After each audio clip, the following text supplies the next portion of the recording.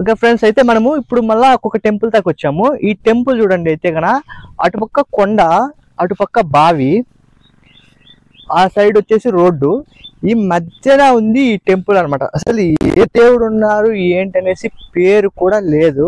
అయితే మనకు రోడ్లో పోయేటప్పుడు అయితే కనపడింది. జిల్లడి చెట్లు మలిచాయి. ఇక ఈ గోపురం పైన ఏదన్నా ఒక విగ్రహాల మాదిరి కడతారు, కానీ గోపురం పైన చెట్టే మలిసింది డైరెక్ట్. అది విచిత్రం అనమాట. ఇక్కడ ఒకసారి మనం ఈ గుడి లోపలికి వెళ్ళి చూద్దాం, అసలు ఎవరున్నారు లోపల, అసలు ఆ నిర్మాణం ఎలా ఉంది అంతే కూడా మీకు డైరెక్ట్ చూపిస్తాను. మీరు ఎక్కడా కూడా స్కిప్ చేయొద్దండి, డైరెక్ట్ చూసినప్పుడు మనకు అర్థం. ఓకే, ఒకసారి మనం వెళ్దాం. అయితే ఇక్కడి నుంచి మనం చూసినట్టయితే లోపల అయితే కానీ ఇక్కడ ఎవరు వచ్చినట్టు ఆనవాళ్ళు అయితే లేనే లేవు. ఎందుకంటే నేను వెళ్ళే రూట్లో మొత్తం ఎంట్రీ మొత్తం వచ్చినట్టు కూడా లేదన్నమాట. ఆ అడుగులు కూడా చూడండి, నిర్మాణం చూడండి. ఆ నిర్మాణం ఒకసారి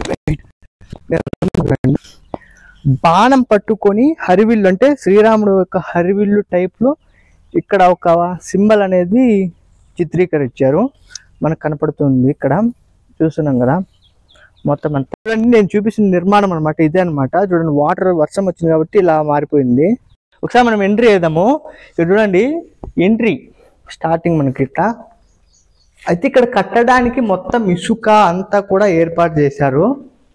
అయితే ఈ లోపల అంతా ఎంతగా వేస్ట్ అంతా పడి ఉందంటే ఒకసారి చూడండి. ఈ స్తంభాలు చూడడానికి మనం రావాలి ఎంత దూరం, ఎందుకంటే ఇలాంటి స్తంభాలు ఇప్పుడైతే కనుక మనకు కట్టలేరు, తీసుకురాలేరు. అండ్ మధ్యలో చక్రం చూడండి, ఇక్కడ చక్రం కూడా మనకి ఇక్కడ నిర్మాణం అనేది ఉంది. ఇక్కడ ఈ చక్రం కూడా చూస్తున్నాము. ఇదంతా చూస్తే కనుక మొత్తం మనకి ఎంత అద్భుతంగా కనపడుతుంది అంటే కొత్తగా కడుతున్నారు. అంటే శివుడు యొక్క విగ్రహం అనమాట. అక్కడ కనిపిస్తుంది కదా, శివుడి యొక్క సింబల్ మనకు కనిపిస్తుంది. శివుని యొక్క సింబల్ అంటే ఇక్కడ ఉంది అనమాట పూర్వము శివలింగం, అయితే ఇప్పుడు లేదు. కొత్తగా అక్కడ ఏర్పాటు చేయాలనేసి ఈ గుడి స్టార్ట్ చేశారు. బట్ కానీ కొన్ని కారణాల వల్ల ఈ యొక్క గుడి అనేది కూడా నిలిచిపోయింది.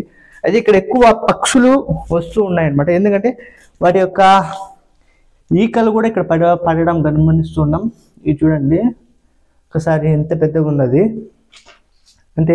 ఇక్కడ మనం చూస్తే కనుక ఏం లేదనమాట. అయితే శివుడి యొక్క టెంపుల్ అనేసి మనకు అర్థమవుతుంది. ఇక్కడ ఒకసారి బయట నుంచి మొత్తం గుడి 180 degrees చూపిస్తాం మీకు.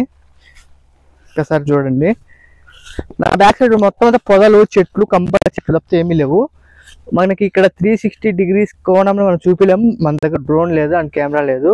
ఓకే, మనకి 160 degrees మనము వన్ సైడ్ నుంచి చూపిస్తున్నాం, చూశారు కదా.